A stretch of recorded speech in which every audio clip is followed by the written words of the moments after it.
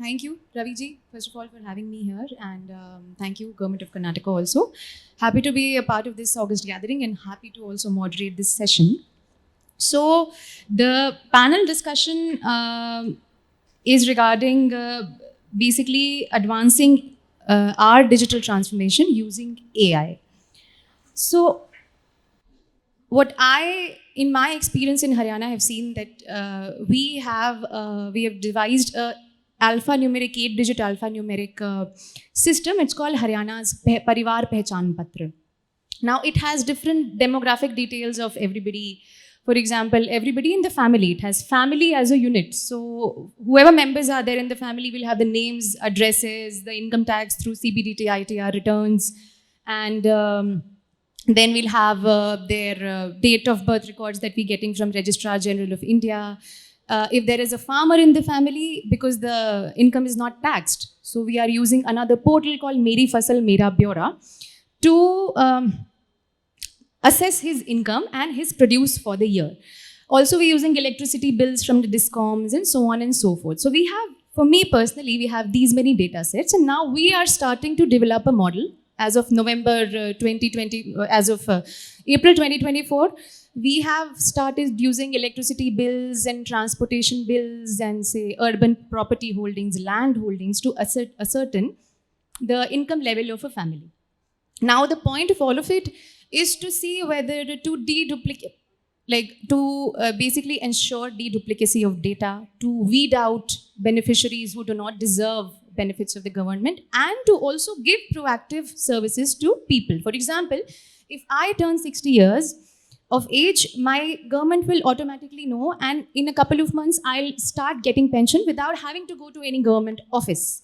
If, say, there is a couple and the husband dies, in a couple of months, if she prepares, gets the death certificate prepared, so in the couple of months, she'll also start giving widow pensions. So all disability pensions, widow pensions, all sorts of things. These kind of benefits are proactively now linked to Haryana Parivar Pehchan Patra. So this is what is happening in my state, and we are developing different models. For example, we're using electricity bill as one model.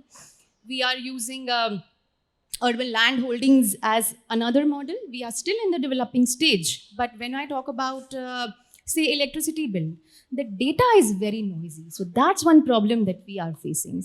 By data being noisy, I mean, in one single building, members of the same family are staying. So one son 1, son 2, son 3. But they all have different family IDs now. But the electricity meter is the same. Same is the case with tenants and landlords.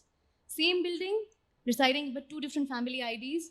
And so they are sharing the electricity bill and whatever arrangement that they have, but that makes our data noisy. So with electricity bill as our data is currently only 65% accurate. If we talk about any other, say for example, vehicle bill or transport bill or land holdings, taxes, so that data is more accurate, but that doesn't cover the rural aspect, because in rural areas, people don't send their kids to school on a bus, and sometimes they don't even pay electricity bills. So this is some problem that we're facing. And if we succeed in having 70% of the data cleared for 70% of the population of Haryana, then we'll think of ourselves to have become successful. So this is what is happening in my state. So I also want to know that what are the key policy initiatives that governments have taken to foster AI innovation in your state in public policy. So starting with you, sir. Yeah, thank you. So, Government of Karnataka has started a project called Kutumba, which is a social registry. We started it in the year 2020, which has actually solved part of your problem, what you are saying. So, in Karnataka now, those who reach 60, they don't need to apply for pension, because we come to know that from e-Janma database, where every birth and death is registered and our database is connected with it. And when we know that somebody is reaching 60, so automatically the data will be pushed to the pension department, they initiate the pension. Not only that, we also have dispersed the scholarship. Like, for example, the previous government told that kids of the farmer should be given Raita Vidya Nidhi.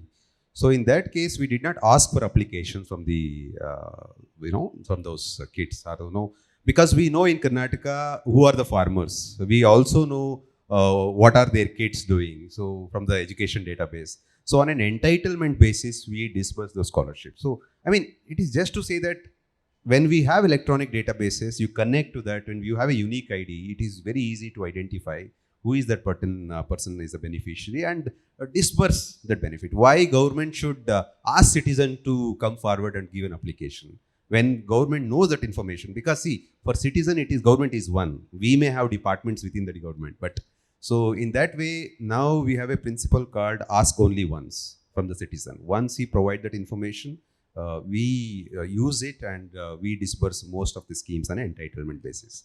So coming to in the today's context of AI, we have established an AI and ML cell in the government of Karnataka in the e-governance department. So it's a nodal department for most of the IT initiatives in the state. So the agenda, the objective of this cell is, we have identified three pillars in the AI ML cell. One is it's advisory. So because see what happens in the government, in one department some development is going on, in other department they will be duplicating it without knowing that so it's a duplication of efforts, not only in terms of time but also energy, money, budget, lot of things. So this advisory will ensure that any initiative in the government will have consensus, or some kind of consent will be taken. And also we ensure that AI systems built are responsible AI. I mean privacy by design, trust kind of things. Another pillar is AI solution development. What we are planning to do, we have identified a couple of use cases in the priority sectors. So we are we can also support the government departments on implementing AI as a service kind of thing. And the third pillar what we have identified is upskilling, because we all know we may talk about so many cutting edge technologies, emerging things like that, but uh, government employees need to be upskilled. They need to be know what is happening, because whether it can be cyber security aspects or it's a AI literacy. So we feel digital literacy is so important before we go for AI literacy. So we are working in the direction. So because we have started recently, we believe that collaboration is the key. So we have opened up for the public-private partnership to work in the upskilling and as well as in the solution development base. Yeah. Thank you. Can I take the same question to you, sir? Thank you, and thank you, Aparajita, and esteemed guest on the dais, my panelists and my fellow delegates who are present here. First of all, let me introduce myself properly. I am Akash Deep. I am Principal Secretary and CEO of Bodoland Territorial Council or Region. So many of you might not know this. So this is an area in Assam, consists of 5 districts, and for all practical purposes, they are independent, autonomous, and we have a government. We have our own structures and this thing. We are a remote and we are little backward in terms of use of technology and systemic things. I mean, from Kokrajhar to Bodoland, if I Bangalore, if I can say. However, that doesn't mean that we don't want to introduce technologies for decision making and governance. Back in the days when we were there and we were entering into the service, the key word was good governance, and one of the good aspect, one of the key pillar to achieve good governance was, apart from the public caring and transparent, was use of technology. Now what technology is, it was not it was not very much specified at that time, but use of maybe information technology in giving data and accessing, making services accessible to much of the public, as you are discussing. Now things have changed. I mean, then came these government to government, government to citizen, and so on, G2B, various kind of platforms to interact and conduct businesses. Now we are talking of technologies. We must all know. Before I tell what we have done in Bodoland, I just wanted to give a brief background for this. So uh, we in government are there to make decisions. Now, to make decisions, there's a certain process specified. We need to have data collected in our hand, maybe through information. We need to convert it into data, and after that data, we need to assess our choices, and then we go for a decision. So that is one way to look at it. Another way is, based on the data and trends, we want to extrapolate it, and we might need to project it, and we might say ki in future or in coming time, maybe future, maybe 2 hours later also, for disaster or something like that, and subsequently over the period of years, we may predict what is going to happen and what is the course correction or policy measure which we may need to, which may which we may need to take for that action. So here comes the role of AI, because there's a lot of data, lot of choices which are made available, and use of AI definitely can enhance with a kind of prescription kind of thing which it can give us. Disaster management is one of the very the suitable example. Assam and Bodoland especially are very much flood and other disaster vulnerable areas. So we have made use of different models for flood forecasting, having different decision points, and we use predictive as well as prescriptive technologies using AI to make decisions and find to alert public that look, these are the areas where we are going to have these flood systems, dangers of flood.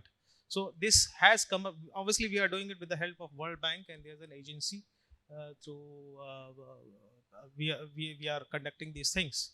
Apart from this, when we are in government, we are very new, our systems are not very much robust.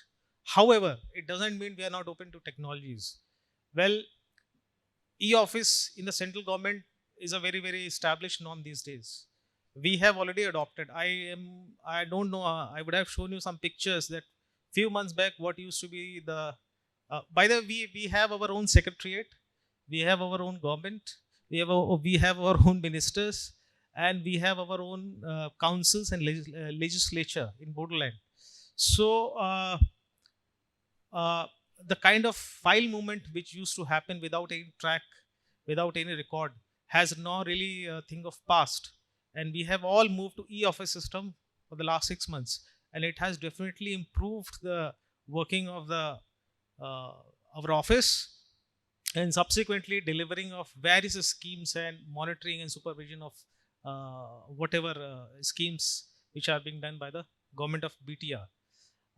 Also, we in general lack in science and technologies in our area, especially in Assam, and more so in Bodoland. It doesn't mean that we do not have a kind of lack of talent, but we are we are very good at cultural things, and these things is fine. But we also need to do a lot in the field of science and technology, and developing interest in the students. We have taken a lot of initiatives in our area in Bodoland. We have collaborated with the Vyomika Space Agency, with the ISRO, for developing interest in space and its subsequent technologies in students there in Bodoland. We have also collaborated with Agastya Foundation for training teachers in science and telling them how to teach different subjects, maths, science and other, and to promote it so that they can teach in a very effective manner for promoting children. We are also, I am here. The main purpose is not to tell much, but to learn from you, and what I can take away from here, and I can do it in my area. So what I can learn is that we are open to whatever we can get. We are a new government. We are learning. We want to change the lives of the people who live in that area, and we are going to have startups, be it in digital sector or AI. We want to promote AI in a big sector. That I was looking for some of the representatives who are present here, that if they can come to Bodoland, we will give all the help which you want to promote digital awareness, technologies, prospects, career prospects among students, and use of AI also, and startups.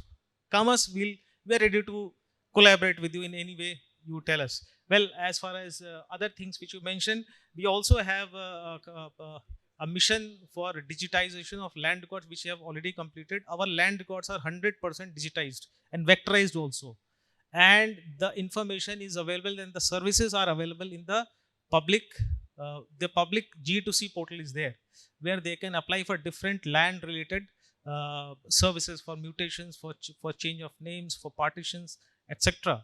And we are working in developing other solutions also, where more for tracking of children's, as you have done very good solution here. Well, Bangalore, Karnataka, all southern states have a very long history and tradition of having these robust mechanism digital solutions.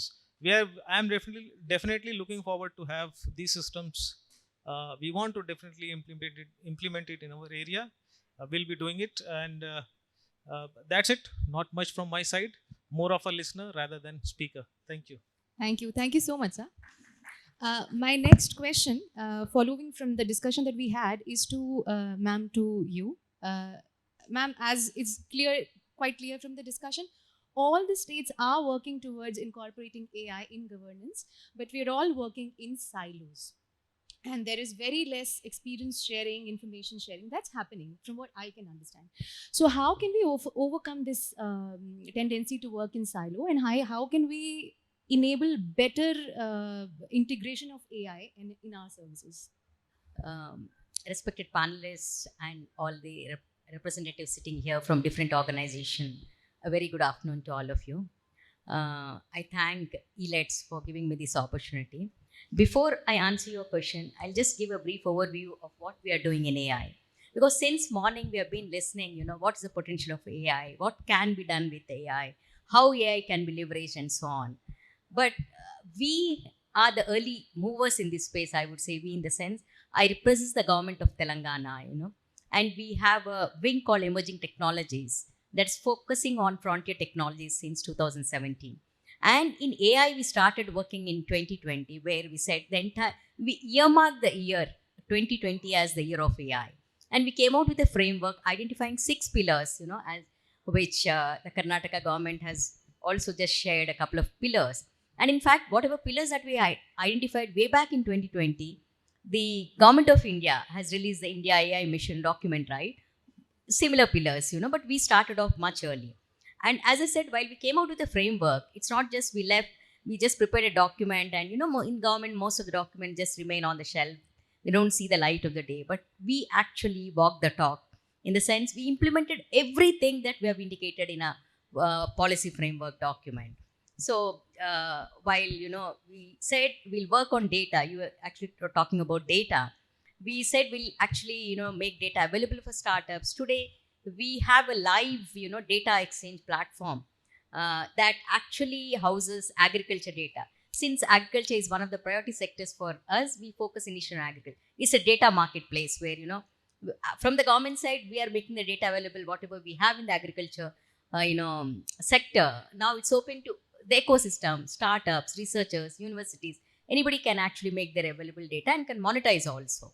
So data, then compute. We have actually facilitated compute facility available to startups, and we have set up what you call we have this framework. We have set up what you call a Telangana AI mission, an entity that actually helps us to execute the framework. We need a team, right? Once you have a policy framework, there's a team, and we actually, as somebody said, collaboration is the key. We partnered with NASCOM, to help us execute this framework. So data, compute, then skilling, of course. We have done many programs to skill our youth who are coming out of the engineering colleges, in AI, women in AI, and so on, skilling. But the most interesting part today, because we're all from the government, is we are actually implementing very interesting use cases within the government. So to just name a few, well, there's so many, I don't have the time to actually share all of that, but a couple of them I'll share. So first question to all of you, can you tell me what's the biggest cause of death in India? Any guesses? Wild guess. Sorry, louder. Sorry? No. No. Probably that is, but there is a different one. Sorry? Heart and coronary, same. Something quick. Sorry? Not health related. Something else. Yes, that's the one. Accidents. And in Telangana, even statistics in India also, in Telangana, every 3 minutes a person dies because of an accident. So we thought, well, there are laws, compliance, everything is out there, acts, rules, what a citizen do, does not do, and so on. But still, we are not able to prevent accidents. So we thought, can we use technology to actually save lives.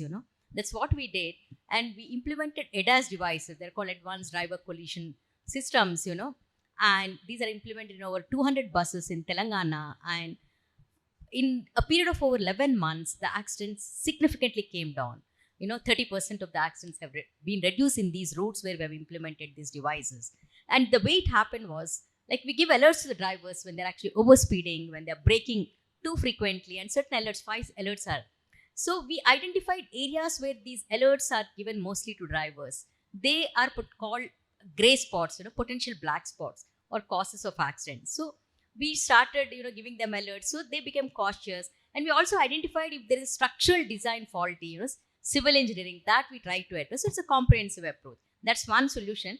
And as you said, governments are working in silos. In fact, Government of India, METI, has sent out a letter to all the states asking for use cases that can be replicated across the nation. So we shared this particular use case. Of course, 5 use cases we have shared. What METI is saying, that's under this India AI mission program, they'll pick up use cases that are relevant for the entire country and they'll actually implement them. So that's how we are sharing our knowledge, across the country. The second one, again, a question to all of you.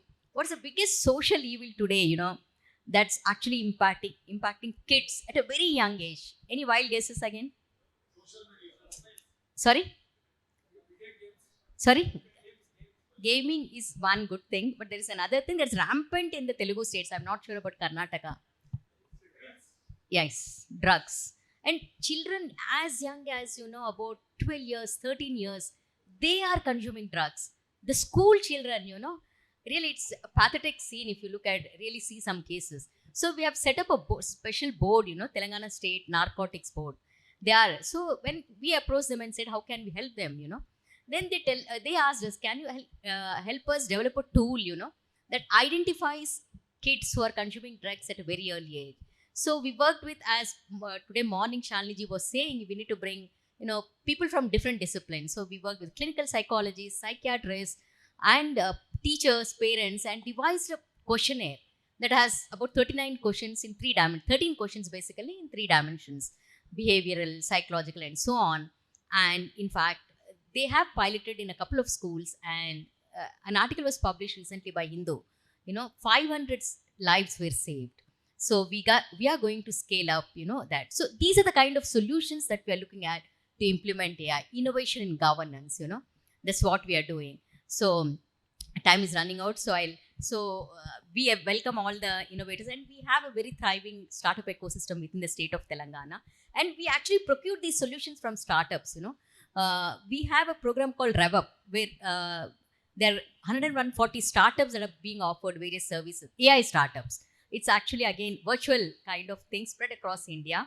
So all the innovators, are welcome to Telangana. And one thing I want to say, while today morning Shalini was saying, Bengaluru has always been the tech, state. But Hyderabad, I'm sure, Hyderabad is going to become an AI hub, AI capital of India. That's what we are aiming for.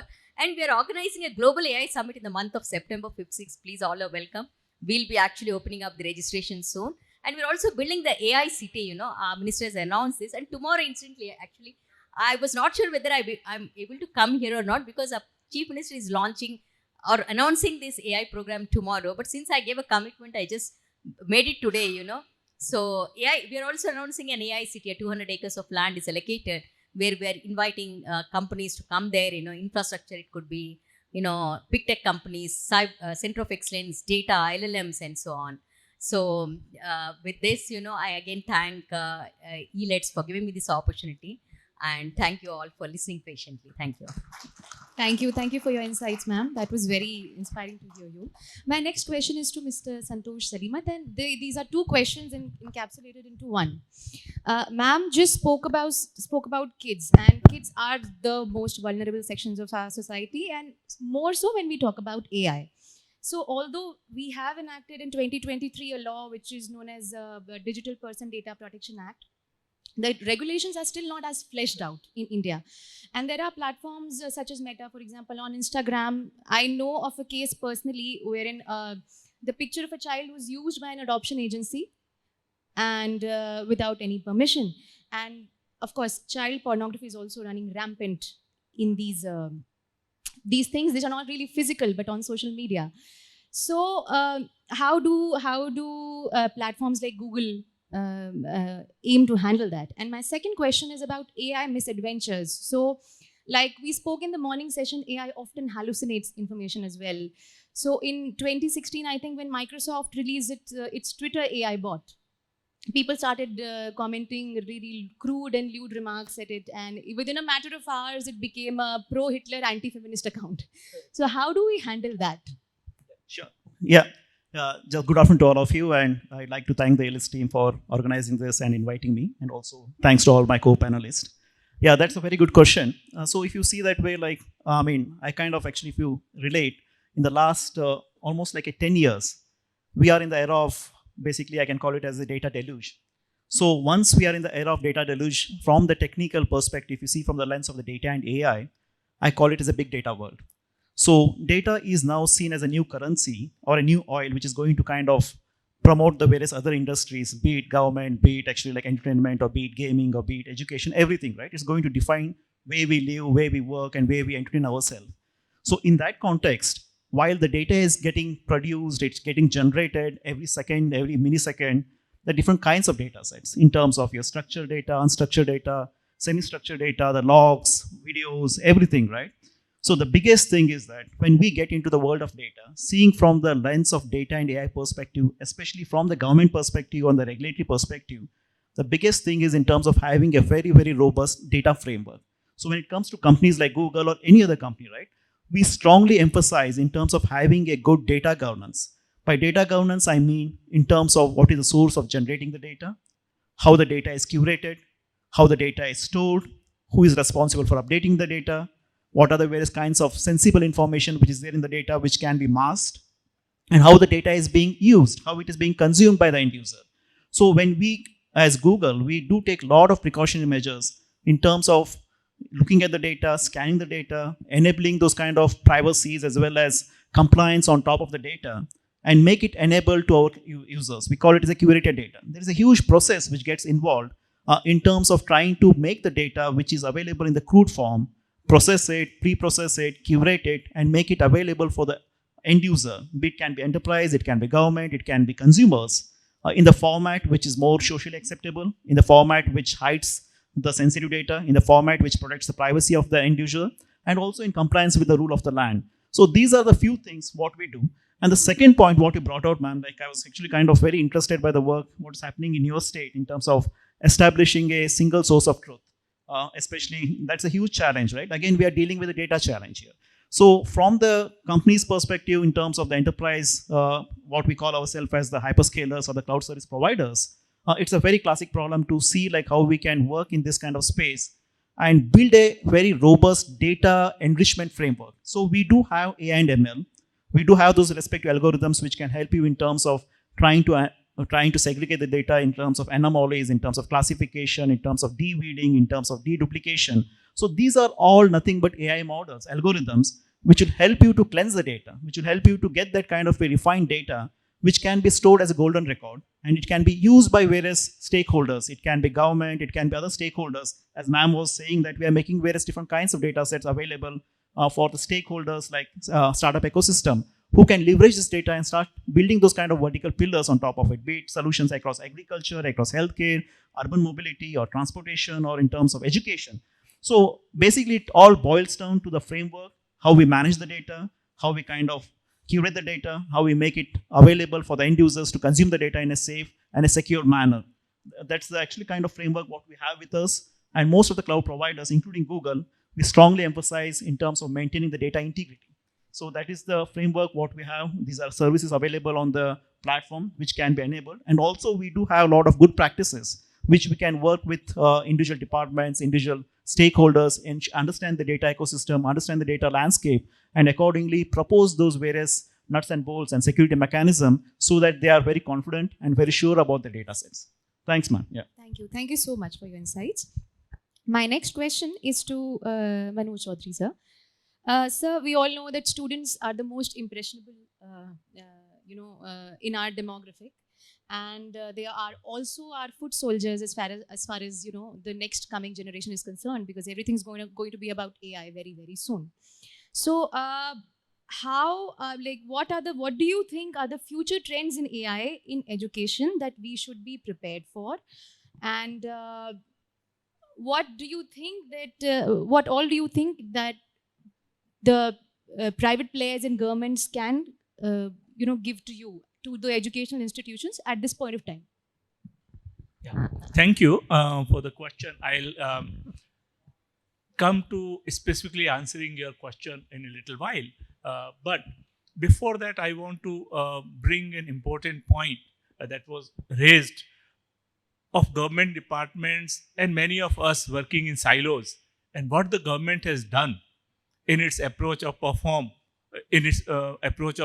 perform, and transform. Our university that I represent and as the first vice chancellor is actually born out of that. We were created by an act of parliament as a central university in 2022 called Gati Sakti Vishwavidyalaya. So many of you would have noticed long back or many years back that a new road is laid, and maybe few days down the line you will see telecom companies coming and digging the road to lay optical fiber, or a railway project or a highway project will get stuck into environmental clearances later on. As a result of which, there will be cost overruns, there will be schedule overruns, for which we, the taxpayers, end up paying, whether being denied of the service or through an additional cost that is incurred. So ultimately, that is due to silos between ministries and the synergies not being there. In one of the single biggest national master plan that was announced in October 2021 by the Honorable Prime Minister of India, called PM Gati Sakti National Master Plan, it brought together 16 ministries and around 37 departments of the Government of India using technology particularly of geospatial satellite data. Whenever a new infrastructure is being planned, then related ministries must be coordinated and their consent must be taken so that cost overruns and the schedule overruns that happens in infrastructure project can be contained. First, whether the projects be of railways, whether they be a power sector, highways, aviation sector, ports, whatever it may be.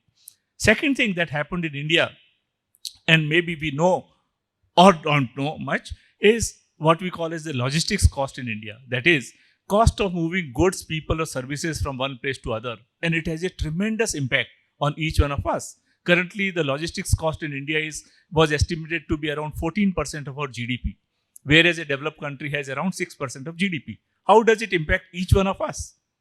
It impacts because if the logistics cost is more than the coal that is, for example, mined in Jharkhand or Bihar, and if it were to be taken to a thermal power station elsewhere, if the logistics cost is high, as a consumer, we end up paying more in terms of per unit electricity charge. And that is the impact on the public because of this. Now, with this in mind, we create superior infrastructure in integrated manner that I talked about to bring down logistics cost. And because the whole National Master Plan is 1.2 trillion US dollar, roughly around 30% of our GDP, as I mentioned, single biggest plan. To create specialized manpower for the sector and create training programs is why we were born as a university. Now, let me come how AI actually is impacting this whole sector. Right? Under this plan, what happens whenever we plan an infrastructure, we plan a railway line, we look at all the surroundings nearby. Okay, in future, what is likely to come, and therefore there is a notion of predictive thing. In future, what is likely to happen in that area? If a dedicated freight corridor is being carried out, whether it is passing through a special economic zone where there are likely to be industries, likely to be economic activities. And for example, recently the cabinet approved 76,200 crore rupees Vadhavan port in Maharashtra. It will be the single largest port. It's the mega port of India, right? Now, when that port is, for example, created, it can handle large containers and large ships and so on. And items will come from outside into India or will go from India to outside. But From that point of entry into India to reach to hinterlands of India, do we have first mile, last mile delivery well prepared? And that is where this concept of integrated infrastructure development is very, very important. Coming to your specific question now. So what is AI doing? Whether we are talking of predictive AI, whether we are talking of generative AI, the government of India through AI mission is focusing on all the aspects. First, to create a compute power through a GPU mission. Second is to create a improve significantly the large language models and many of the projects like Bhasini using natural language processing and so on. And thirdly, using predictive data analytics to the citizen governance model. Now, so what do we do? In terms of education, the specific questions that you asked, infrastructure, what we will do? When we create area development plan in future, if we have to plan where hospitals should be there using public money, or if we have to plan where schools must be there in villages using public money, using these predictive tools, using Gati Sakti tool and artificial intelligence in those tools, is we can accurately predict whether there is a meaningfulness of creating a school where there are already many existing, or what areas that will serve and so on. And therefore, AI's applications into public infrastructure building is huge. In terms of education, when the world is moving, one of the important aspects of AI that we all know and which we are all using in different aspects in our phone is personal recommendation systems. When we talk about personalized learning, whether personalized medicine, personalized education, so on, one of the important aspects in education point of view will be in personalized segment. How do we create personalized modules for students? Secondly, the focus is already changing more and more from information providing, because now that is available through internet, it is more available through chat GPT and such kind of tools, right? How do we create experiential learning? And that is where the approach in the classrooms will change. Rather than giving information, it will be more about building use cases and those experiences that can be used using that information. I think I'll rest my case here and we'll come back. Thank you. Thank you, sir. That was really wonderful, especially the part about experiential learning. I think we can really build upon that. Moving on, we all know that, my next question is to you, sir, Nizamuddin, sir. We all know that remote sensing has huge applications, whether in land use mapping, disaster management, water management, or say agriculture, urban planning, so on and so forth. So how do you think we can leverage private-public partnership in remote sensing? Good afternoon. I thank all the panelists also. And first of all, I thank Elets for giving me an opportunity here. I am representing Kerala State Remote Sensing Environment Center. As ma'am has rightly pointed out, there's a huge opportunity for using data generated from the remote sensing data. The data which is being generated using the satellite data as well as the GIS platform is being supplied to all the line departments in the state. And we are having an extensive data sets for generating all these activities. I will just point out some of the activities which is being taken up in the state also, because as you all know, in Kerala, we are, as all the other states as mentioned, we are also not so bad. We are also in the forefront of the digital world. And we have started we are the first state in the country to have the 100% literacy way back in 1980s itself. And now our aim is to prepare for the coming AI. And the state government has declared, is trying to complete the digital literacy of the state by the November 1st, so that each and every person in the state will be able to handle the digital data and use minimum how to use the mobile data, how to use the mobile. So we'll be the first state. I hope we'll be the first state in India to become the first digital literacy state. And we are also the state having the digital university. We are having a separate digital university wherein much of the activities is being oriented based on this AI as well as machine learning. And that the projects as well as the programs implemented by the Digital University is supported by the Kerala State Startup Mission. And we have developed a number of applications.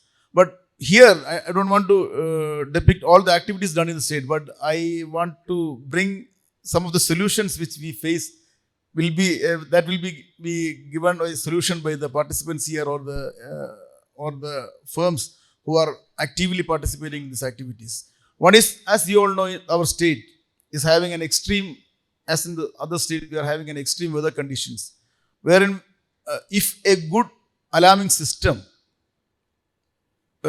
can be developed using AI, and at least now we are trying to have an application which tells an message 3 hours before the incidents, but even then we are not in a stage to prepare, because it's because of the peculiarity of the state actually. And also now we are also looking for the human animal conflict, which is one of the major issues what we are facing the state. If some system can be developed wherein if the animals are coming out and can give an indication to the humans, so that these are all activities which will definitely save the lives of the people actually. This and as ma'am has rightly pointed out, we have introduced the AI cameras in the state, even though it has been criticized by many of the people there.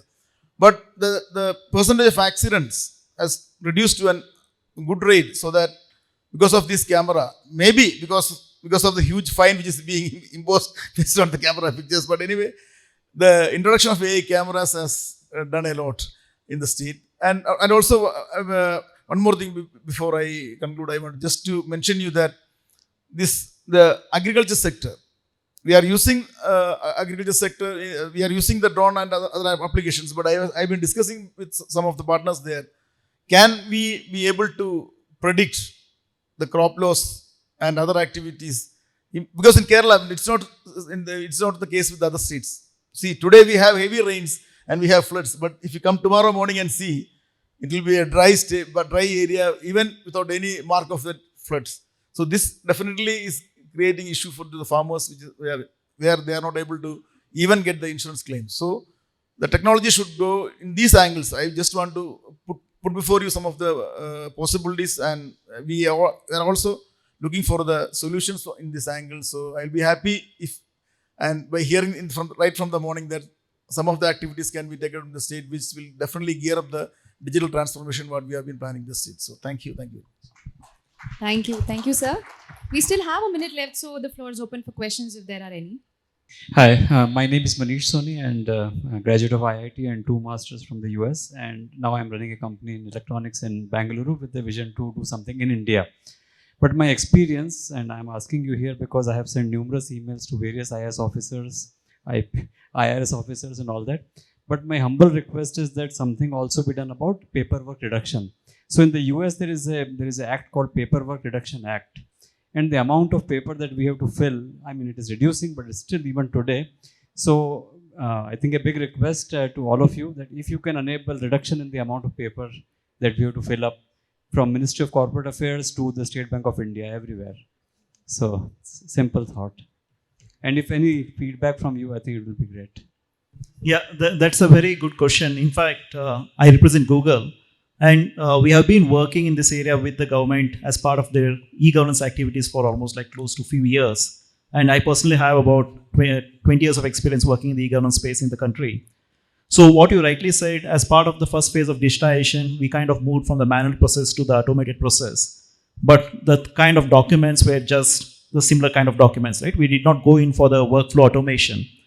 So now what we see is that we are getting into the aspect of not only moving from the digitization, from manual to digitization, but also there is significant amount of workflow automation which is happening, which is also taking into account how to reduce the paperwork. And also we don't need to have the kind of a paper-based attachment to the entire workflow process. That's happening. I still remember very vividly, the government of Karnataka came up with a action RFP, which was talking about in terms of implementing less paper office, LPO. And subsequently, over the period of time, the government had the initiative and the thought of getting into PLO, which is paperless office. So those things are moving on, and with the invent of Gen AI and AI, so definitely there is going to be significant reduction in the paperwork, in the kind of manual process which typically happens, and all the workflows do get automated, do get optimized. So that's the journey what we are in, definitely. And this is my perspective from the industry side. Yeah. I would just like to add a few points from the government side. See, within the government, e-governance, the e-office is implemented from ministries to state governments. Now not only in the secretariat, but also in the district level, taluka level. Now in Karnataka, we are working with the panchayat level. So no physical files in these offices, including in Honorable CM office, all ministers' office, everybody is mandated to use e-office. So there is no physical files. I will tell you the other side of the story also. This is one side of the story. Other side, see, we in Karnataka have implemented some project called National Academic Depository, where all digital certificates, digital academic certificates are issued instead of a physical certificate. Even though government of Karnataka has mandated to issue digital certificate, the universities and the students and citizens still, they expect a physical certificate. They don't feel like they are, oh, I have studied for 3 years, 4 years, but there is no certificate. No, we need a physical certificate. In fact, we have gone digital completely with one university in Karnataka for the last 3 years, and we have seen how is the impact. And what I feel, it's a change management even within the government and also from the citizen side. This is what my perception. Thank you. And also, I would like to know ki when you said that it should be paperless, was there any specific area or service in your mind? Were you talking about your own experience with the corporate ministry, or you are talking in general? I'll give you one simple example. So when we file for GST registration, then there is an automation that is built in. They want to know not our address, but they want to get geotagging automatically. It hardly ever works. And today my company's address is in a mall about half a kilometer away from the actual location. So, and we are uploading PDF of papers. So first we print a form, then we make it PDF, then we upload it. And it is benefiting Google. The other thing I will tell you is that I have to stand in front of a signboard which says the name of my company and then upload it so that my directorship can be verified by the government. And my PAN, my Aadhaar, every ID number, ma'am was telling about other ID numbers being created for the Kutum project. So all these IDs are already there. Government knows how to reach me and catch me if there is a problem or catch the company. So yeah, so I mean there are systems, but there is a lot of duplication. I think that was mentioned. There are silos, there are fields in the forms where we cannot finish the information, so I have to fill partial words. So I think if I can offer my service as I think I have enough credentials, I will be happy to work with any government or department, and it will benefit people. So this is just a request. I'm not We can connect, but I will tell you, see, DigiLocker is such a wonderful initiative by government of India, but it is hardly adopted by the citizens. So we in Karnataka, at least we have 41 departments issuing most of the documents through DigiLocker. But when I see that utilization, it is very less. So I don't know whether it's an awareness issue or the change management or resistance to the change. So a lot of challenges, probably it's something we need to discuss as a separate topic. Yeah. I'm Shashank GM from Treasury Department, Government of Karnataka. So the basic question is, AI is such a buzzword today that no one wants to be left out. So what needs to be taken into consideration while choosing whether to adopt AI in a particular situation or a particular organization? So what are the thumb rules before taking the further step?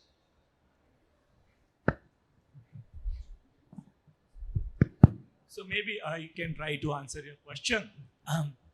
See, if you fundamentally look, AI basically is sensing, learning, whether supervised, unsupervised, reasoning, and taking some action based upon whatever you decide based, right?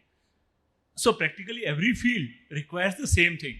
The question is whether it should be used or not, and that is where a lot of this debate and discussion is coming. How to make AI which is trustable, how to make AI that is responsible, how to regulate it, and so on and so forth. So, like for any technology, I will give a very simple example. Ultrasound is a great technology. It can have positive things, and one can also misuse it to do negative things. AI also can be the same thing. It is a matter of how we take it further. So its role, as you mentioned yourself, is universal. With the data that is getting generated, as was mentioned, in last year, for example, humanity generated data equivalent to, in last year alone, humanity generated data equivalent to all the data that humanity generated since civilization began to 2022, right? So therefore, the data is enormous. As Parajita mentioned, how to make sense of their data. And that is where our language models, our models that we are doing, the training models will become more and more accurate. And I personally see that there will not be any field that will not be untouched. But when we have responsible, trustable models, I think there is a technology that is to be used for our benefit. Thank you. Thank you so much. Just to add to yeah. what he said, just quick. Yeah, sure. So the thumb rule is, first of all, identify a problem, Is there a problem to be solved, first of all? Then if the problem is there, then you need to see, is AI required? Because whether it can be solved with the traditional technologies or AI really required to solve that problem. Once you identify and you understand where AI can be deployed, that you need to have some background on that. After doing that, you need to have data. If there is no data, then you cannot use AI. Probably you can use this as thumb rule.